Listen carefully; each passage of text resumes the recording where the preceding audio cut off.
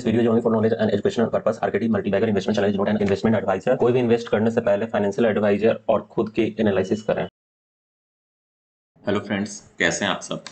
आज हम बात करेंगे कनिष्क स्टील इंडस्ट्रीज के बारे में। कनिष्क स्टील इंडस्ट्रीज का डिटेल एनालिसिस चैनल पर है, इसे जरूर आप देखें। आज हम क्यों बात कर रहे हैं, क्योंकि फ्राइडे को इवनिंग में इसका क्वार्टर रिजल्ट्स का आया है। तो क्वार्टर रिजल्ट्स में कैसा क्या रहेगा वो हम देखेंगे। तो सबसे पहले हम जैसे कनिष्क स्टील्स का जो भी क्वार्टर रिजल्ट्स आया है, इसे देखने के लिए स्क्रीनर पर देखिए, मैंने कनिष्क स्टील्स का ऐड किया हुआ था फील्ड में, तो वो कनिष्क स्टील्स इस पे शो होना चाहिए।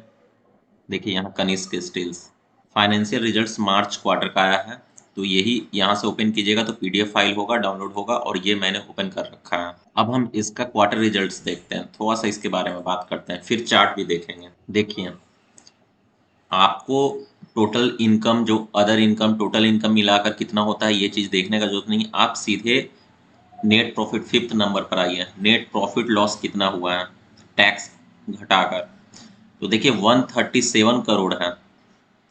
ये 31/3 क्वार्टर इंडेड में क्वार्टर 3 मंथ्स का होता है। जो दिसंबर का ये है 2022 में, दिसंबर के बाद जो मार्च क्वार्टर में 3 महीने बाद जो क्वार्टर रिजल्ट्स है, उससे कंपैरिजन करते हैं तो पिछले बार 48 करोड़ था।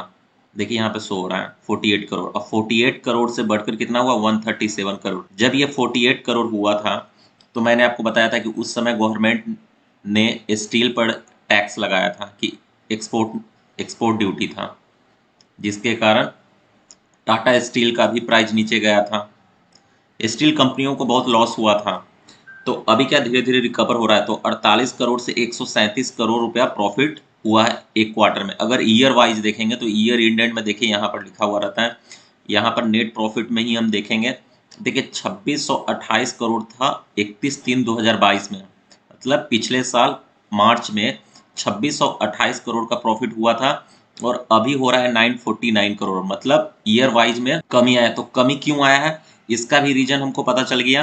क्यों? क्योंकि जो गवर्नमेंट ने इंपोर्ट ड्यूटी किया था, एक्सपोर्ट ड्यूटी जो किया था, उसमें कमी आया था। तो बहुत सारे कंपनी, जो स्टील सेक्टर की जो कंपनी है, उसे लॉस हुआ था। लेकिन जब लॉस होता है तो धीरे धीरे रिकवर होता है, तो उसका क्वार्टर रिजल्ट्स में देखने को मिलता है। तो क्वार्टर रिजल्ट्स में तो इंक्रीज हुआ है, तो इसलिए मैं बता रहा हूँ कि जब ये 2628 करोड़ था, कब? जब मार्च 2022 में, समझिएगा। तो जो अगला क्वार्टर 3 मंथ्स के बाद जो भी आएगा, उसमें कंपनी को लॉस हुआ। तो लॉस जैसे होता, तो मान लीजिए प्राइस, कोई भी प्राइस पे, ये प्राइस पे ट्रेड हो रहा है कनिष्क स्टील्स, तो जैसे ही लॉस होगा तो प्राइस क्या होगा, नीचे जाएगा। हम चार्ट पर भी देखेंगे सब प्रूफ के साथ। और जब ये लॉस होकर नीचे, मान लीजिए एक ट्रेंड पर बार बार यहीं पर कंसोलिडेट कर रहा है, और फिर प्राइस एक क्वार्टर रिजल्ट्स में इंक्रीज हुआ, तो प्राइस कहाँ जाना चाहिए, ऊपर जाना चाहिए। बस इतना ही समझना था। अब हम चार्ट पर देखते हैं। तो चार्ट देखने के लिए ट्रेडिंग व्यू पर देखना है चार्ट, और देखिए मैंने ओपन कर रखा है कनिष्क स्टील्स, और ये डेली चार्ट है। और यहाँ पर क्या हो रहा है बात करते हैं। देखिए जब 2022 था तो उस समय तक ये प्राइस कितने रुपए तक गया था, 41-42 रुपीज के आसपास ये प्राइस हाई गया था यहाँ पर। और जब क्वार्टर रिजल्ट्स में लॉस हुआ, एक्सपोर्ट ड्यूटी भी लगा था, मैंने बीच में जो वीडियो बनाया था, टाटा स्टील को भी लॉस हुआ था। तो जो बड़ी कंपनियों को जब लॉस होता है, तो छोटी छोटी कंपनियों को क्या होगा। टाटा स्टील 1000 करोड़ से ऊपर की कंपनी है, और कनिष्क स्टील 100 करोड़ से नीचे की कंपनी है, तो छोटी कंपनियों पर भी इफेक्ट देखने को मिलता है। तो देखिए जब प्रॉफिट हुआ था तो प्राइस देखिए ये 27 रुपीज से बढ़कर 42 रुपीज के ऊपर गया। और जब लॉस हुआ था टाटा स्टील का, जो पिछला दिसंबर क्वार्टर में डाउन प्रॉफिट हुआ था, तो देखिए प्राइस कहाँ गया, 24 to 25 का लेवल पर सपोर्ट लिया, और ये बेस्ट बाइंग लेवल था। मैंने भी 24 रुपीज पर 6000 शेयर परचेस करके रखा हुआ, आराम से बैठे हुए। कंपनी कोई डिविडेंड नहीं देता है, डिविडेंड या कंपनी नहीं देता है, इसे लॉन्ग टर्म के लिए कुछ शेयर रखना चाहिए, 1 साल 2 साल के लिए। अभी क्या है, 24 रुपीज पर ये प्राइस चल रहा है, इसके नीचे जा ही नहीं रहा है, नीचे जाता है फिर ऊपर में क्लोजिंग दे देता है। तो इसका शॉर्ट टर्म टारगेट तो 42 रुपीज के आसपास होगा, क्योंकि इस बार क्वार्टर रिजल्ट्स में भी प्रॉफिट देखने को मिला है। और इस शेयर में हम कितने रुपए के लिए भी बनेंगे, पहला तो जो इसका टारगेट होगा वो 40 रुपीज़ का होगा और फिर ये 60 रुपीज़ का होगा। तो जिस दिन 60 रुपीज़ मिलेगा, ये जो रेजिस्टेंस मेजर रेजिस्टेंस है, तो यहाँ पर जिस दिन टच करेगा हम सेल करके निकलेंगे एक बार।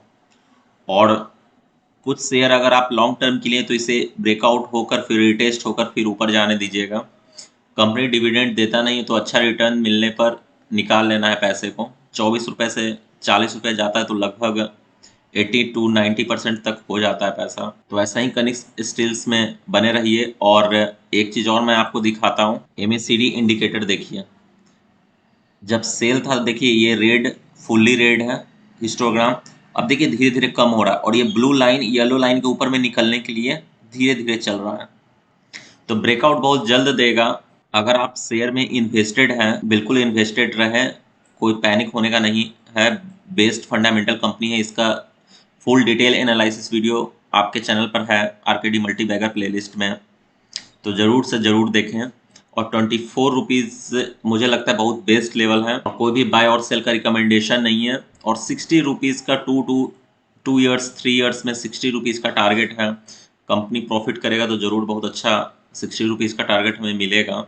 और शॉर्ट टर्म टारगेट जो लोग कम टाइम के लिए लेते हैं, 1 year 6 months 2 months, generally 2-3 months में टारगेट अचीव हो जाता है। 1 ईयर के लिए जो शॉर्ट टर्म का कहने का मतलब कि 1 ईयर 6 मंथ्स के लिए भी अगर आप इन्वेस्टेड हैं तो 40 रुपीज़ का इसका शॉर्ट टर्म टारगेट है। तो ऐसा ही पढ़ते रहें, सीखते रहें, फिर मिलेंगे नेक्स्ट वीडियो में।